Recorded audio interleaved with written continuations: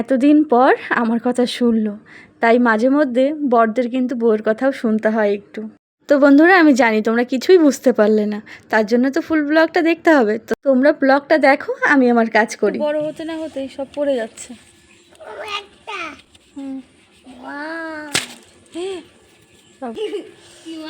চাল কুমড়া তোমাকে কালকে দিচ্ছি আমি।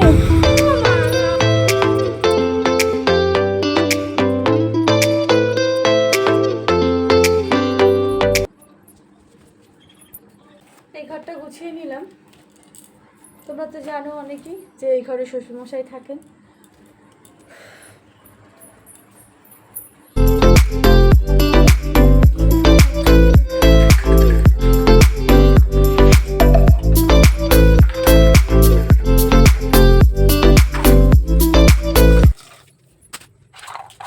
কাপড়গুলো আমার কিন্তু বেশ ভালো লাগে।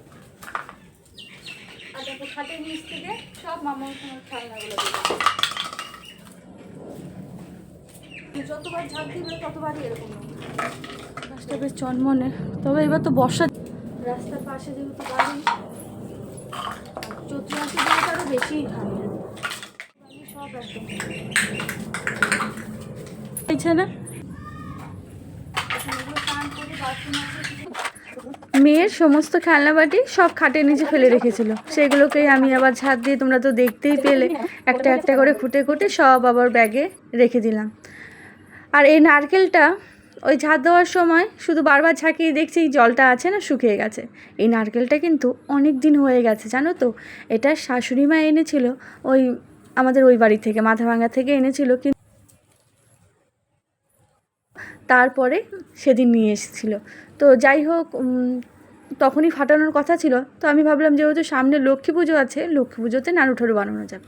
তো এবছর যেহেতু আমি লক্ষ্মী পুজো করতে পারলাম না, তো সেই কারণে আর নারকেলটাও ফাটানো হয়নি।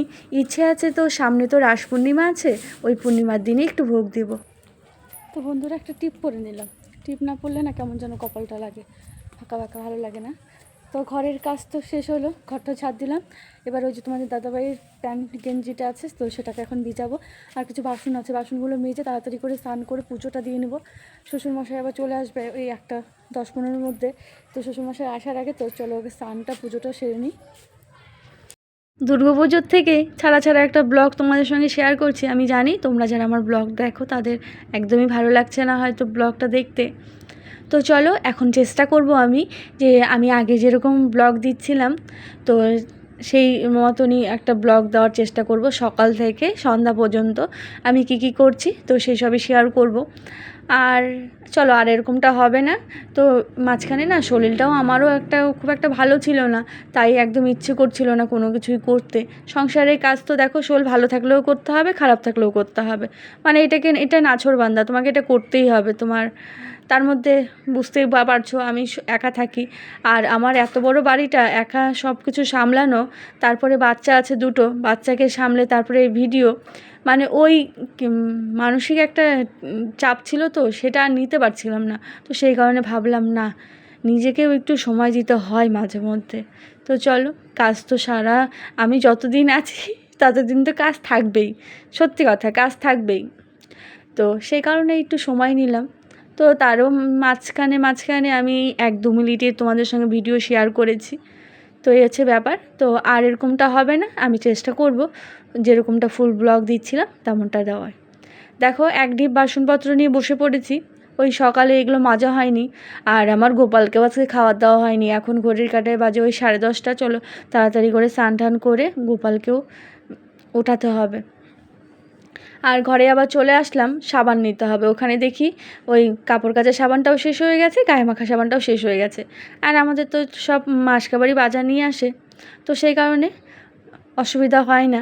আর আমাদের কাপড় কাচার সাবানটা না রয়েই যায়, কিন্তু গায়ে মাখা সাবানটা শেষ হয়ে যায়। আমার আবার কি একটা অভ্যাস বলো তো, গায়ে মাখা সাবান দিয়েই আমি কি করি, বাবুর শার্টটা বলো, প্যান্ট বলো, মানে আমি না কাপড় কাচা বাদ দিয়ে আমি গায়ে মাখাটা দিয়েই ধুই। সে কারণে না গায়ে মাখাটা শেষ হয়ে যায় তাড়াতাড়ি, কাপড় কাচাটা রয়েই যায়। তো ভুল বললাম, হোগলাটা দিয়ে জামা কাপড় ধোয়া হয়। তোমাদের দাদাভাইকে বলি অন্যটা আনবে, তোমাদের দাদাভাই হোগলা সাবানটাই খুব পছন্দ করে। করলাম তো, এদিকে দেখো অনেক দেরি হয়ে গেল আজকে। আমি যখন স্নান করছিলাম মাম্মাম সোনাও কিন্তু তখন আমার পাশে ছিল, তবে মাম্মাম সোনাকে দেখাইনি কিন্তু তোমাদের। তো একসঙ্গে মা মেয়ে দুজনেই স্নান হয়ে গেছে। তারপরে একটু বসে ঘরের ওই কিছু কাজ করছিলাম, তখনই বাবা চলে আসলো। তো বাবাকে খেতে দিয়ে দিলাম। এখন তোমাদের সঙ্গে কিন্তু বিকালের একটা ব্লগ শেয়ার করছি। ওই এখন বাজে বিকেল 5টা, ছেলে করছে স্নান, এদিকে মেয়েটা আবার ঘুমোলো। ছেলে এইমাত্র স্নান করে ঘরে গেল।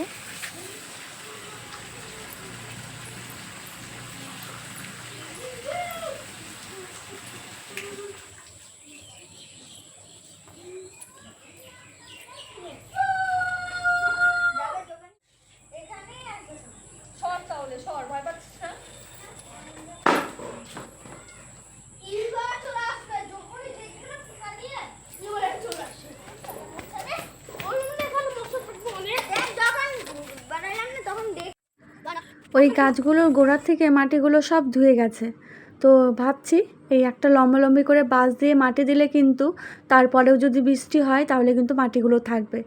ওইখানে না অনেকগুলো কুল গাছ হয়েছিল, তো ভাবলাম এতগুলো কুল গাছ দিয়ে কী হবে, তাই কেটে দিলাম। আর কিছু মানে এক্সট্রা গাছ হয়েছিল সেগুলোকেও কাটলাম।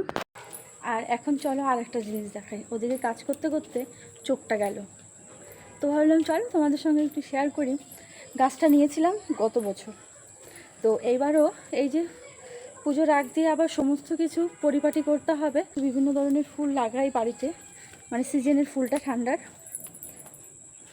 তো এই দেখো একটা জিনিস দেখাচ্ছি, জানি এটাকে অনেকে দেখে চিনতে পেরেছো, তো বুঝতে পারছি না এটা থাকবে না টিকবে না টিকবে না, একটু ধরেছে সবেদা। তো দেখো এই গাছটার 1 বছর হতে চললো। গাছটা এখানে লাগানো হয়েছে। আর এই তেজপাতা গাছটা কিছুদিন আগেই নিয়েছি, পাতাগুলো একদম সেই সরু সরু। চলো সারি সারিভাবে এখানে বাঁশটা দিয়ে দিলাম। আগের বছর তো আমি অনেক বেশ গোলাপ পেয়েছিলাম, তবে এই বছর গোলাপগুলো গাছগুলো না কেমন যেন নেতিয়ে গেছে, মানে প্রত্যেকটা গোলাপ গাছগুলো পুরোটা নেতিয়ে গেছে। তো এই দেখো ডালপালা কেমন শুকিয়ে গেছে, দেখুন ডালপালা গাছটা কেমন শুকিয়ে গেছে। এই গাছের গোলাপটা বেশ ভালো ছিল, কিন্তু একদম পিঙ্ক কালারের গোলাপ ছিল। কালকে এখানে একটা দেখেছিলাম সাপ, বড় তারার সাপ, প্লাস্টিকটার ওইখানে ভয়ে ভয়ে এখানে জামা কাপড় মেলেছিলাম, তখন শুকিয়ে গেছে। সবগুলো উঠিয়ে নিই। আর এই সময় এই ঠান্ডার সময়টা না, এবার সেই যে পেয়ারা গাছটা ছিল, পেয়ারা গাছটা তো শুকিয়ে গেছিলো, তো ডালগুলো কেটে দিয়েছে। আর এই বেড়াটায় এখন ছায়াটা থাকে। বেশি ভারী জামা কাপড় এখন দেওয়াও যাবে না, কারণ পাতাগুলো নষ্ট হয়ে গেছে। তো চলো সব জামা কাপড় শুকিয়ে গেছে, ওকে নিয়ে এখন ভাঁজ করার পালা। একবার দাও রে, একবার উঠাও রে, এই হচ্ছে ডিউটি।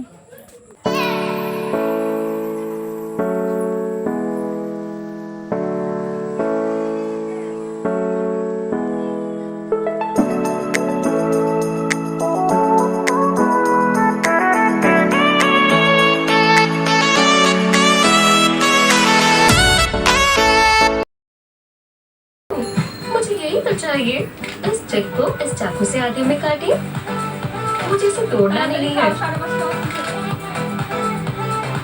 हाँ, লাইট লাগানো নিয়ে প্রতি বছর কিন্তু একটা তর্ক বিতর্ক হয়ে থাকে তোমাদের দাদাভাইয়ের সঙ্গে আমার।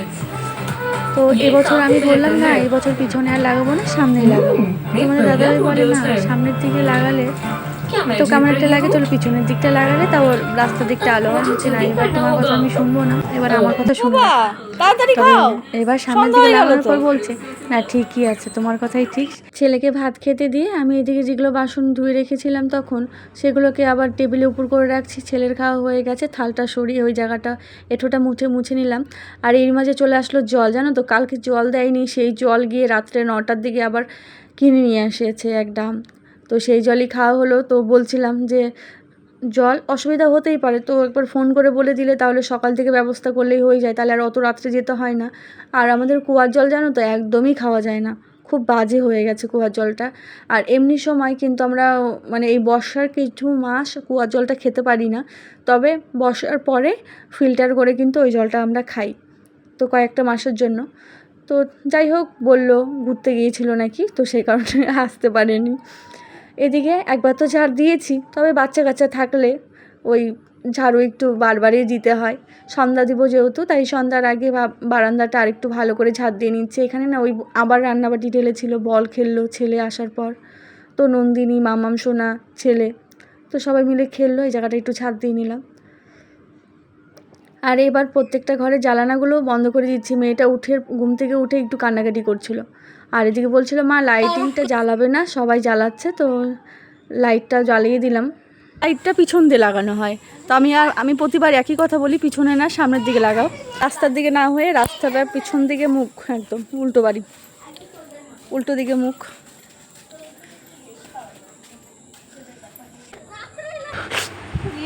চোখে জল, কি হয়েছে? আমি তোমারও মা, দাদারও মা, ঠিক আছে না? দাদা একটু কান্না করতেছে, দাঁড়াও দাঁড়াও, দাদাকে একটু আদর করে নিই, তারপর তোমাকে আদর করবো। কে খামচি দিচ্ছে? এখানে বাঁধাকপির বড়া বানাবো। চলো এখন রাতের খাবারটা খেয়ে নেবো, সবাইকে খাবার দিয়ে দিই।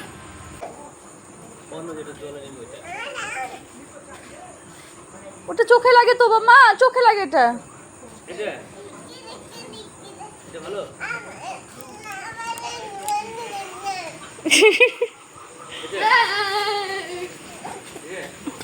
হাই পাগল, চোখে লাগে মা এটা।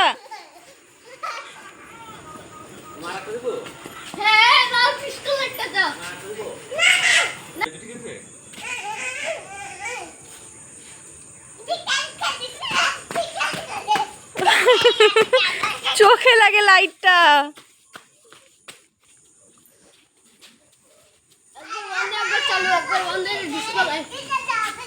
আজকের ব্লগটা এখানেই শেষ করছি, বাই।